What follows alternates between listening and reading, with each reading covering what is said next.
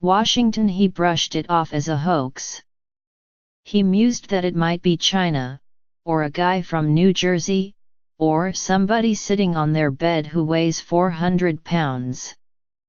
He said President Vladimir Putin of Russia had assured him it wasn't true.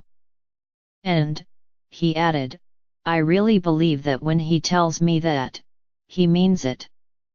President Trump has never stopped belittling the charge that Russia meddled in the 2016 presidential election.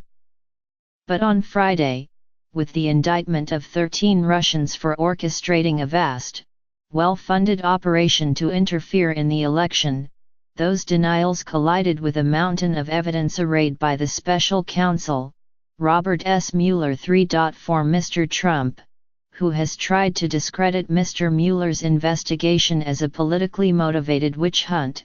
It was a direct assault on the version of reality that he has sought tirelessly to create. By laying out a meticulous case for how Russia tried to tip the electoral scales toward Mr. Trump in 2016, Mr. Mueller has made it much harder for the president to dismiss the investigation as mere politics. He may also have made it harder for Mr. Trump to fire Mr. Mueller himself, since, as some Democratic lawmakers argued, that would look like an attempt to help Russia further undermine American democracy. Before the charges were announced, the Deputy Attorney General, Rod J. Rosenstein, briefed Mr. Trump and Donald F. McGahn to the White House counsel, and handed over a copy of the indictment, according to a person briefed on the matter. Mr. Mueller was not present at the briefing. On Friday afternoon, after Mr. Trump left Washington for his Palm Beach, FLA, estate, the White House issued a defiant statement claiming that the investigation had uncovered no evidence of collusion between the Trump campaign and Russia. It's time we stop the outlandish partisan attacks, wild and false allegations, and far-fetched theories, which only serve to further the agendas of bad actors like Russia and do nothing to protect the principles of our institutions, the president said in a statement. In a tweet, Mr. Trump played up Mr. Mueller's assertion that the Russian operation had begun in 2014, well before he declared his candidacy. The Trump campaign did nothing wrong, no collusion, he wrote. Far from being rattled, Mr. Trump was elated, according to his advisors, because he viewed it as evidence that Mr. Mueller now knows who the malefactors are and they do not include him or members of his team. The indictment refers to campaign officials who met or communicated with Russians, but says they were unwitting. Yet Mr. Trump sidestepped the fact that he has stubbornly denied Russia's interference, even after two assessments by the nation's intelligence agencies concluded that Russia had meddled. Last November, during a trip to Asia, Mr. Trump said that Mr. Putin had told him that Russia did not meddle, and that he was inclined to believe him every time he sees me. He says, "I didn't do that, and I really believe that when he tells me that, he means it," Mr. Trump said. "I think he is very insulted by it," he added, "which is not a good thing for our country." Mr. Trump went so far as to suggest that the heads of the intelligence agencies at the time of the 2016 election, John O. Brennan, the CIA director, James R. Clapper Jr., the Director of National Intelligence, and James B. Comey, the FBI Director, were less trustworthy than Mr. Putin. "I mean, give me a break, they're political hacks," he told reporters.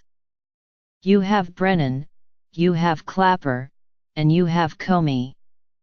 Comey's proven now to be a liar, and he's proven to be a leaker, so you look at that." Still, the response on Capitol Hill was resounding, at least concerning the gravity of Russia's actions, and it could narrow Mr. Trump's room for maneuver as he tries to limit the political fallout from the investigation. "The Russians engaged in a sinister and systematic attack on our political system," the House Speaker, Paul D. Ryan, said. It was a conspiracy to subvert the process, and take aim at democracy itself. The Senate Democratic leader, Chuck Schumer of New York, said the indictment was further proof that Vladimir Putin directed a campaign to interfere with our elections, with the goal of tipping the outcome. He called on Mr. Trump to immediately reverse his decision not to impose sanctions against Russia that were recently passed by Congress. Representative Gerald Nadler of New York, the top Democrat on the House Judiciary Committee, argued that any attempts to remove Mr. Mueller or Mr. Rosenstein will have to be seen as a direct attempt to aid the Russian government in attacking American democracy. Mr. Trump has not hesitated to put Mr. Mueller's future in jeopardy. Last July, he threatened to dismiss the special counsel if his investigation ranged too far afield from Russia's campaign meddling. In an interview with the New York Times, he complained that Mr. Mueller's office was rife with conflicts of interest and that the investigation had crossed a red line. A month earlier, several officials said, Mr. Trump actually gave an order to fire Mr. Mueller but backed down after Mr. McGahn threatened to resign rather than carry it out. Mr. Trump's strategy for dealing with charges of Russian meddling has not varied much since the campaign: deny, obfuscate, play down and, since Election Day, blame it on Democrats bitter after Hillary Clinton's defeat. In May, Mr. Trump told Lester Holt, the NBC News anchor, "This Russia thing with Trump and Russia is a made-up story. It's an excuse by the Democrats for having lost an election that they should have won." In September, he tweeted that the Russia hoax continues, now it's ads on Facebook. What about the totally biased and dishonest media coverage in favor of crooked Hillary? PolitiFact called Mr. Trump's denial of Russian meddling its 2017 lie of the year. Since taking office, Mr. Trump has often expressed concern that the charges undermine the legitimacy of his presidency.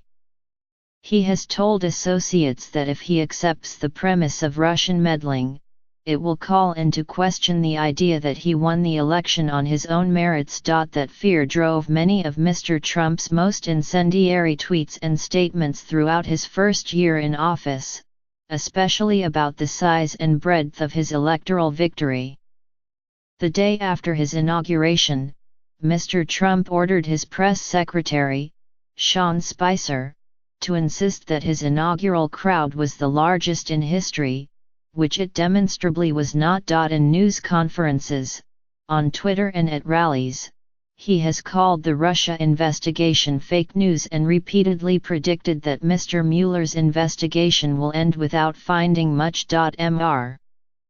Mueller's indictment does not settle the overarching question of whether Mr. Trump or any of his campaign associates colluded with Russia.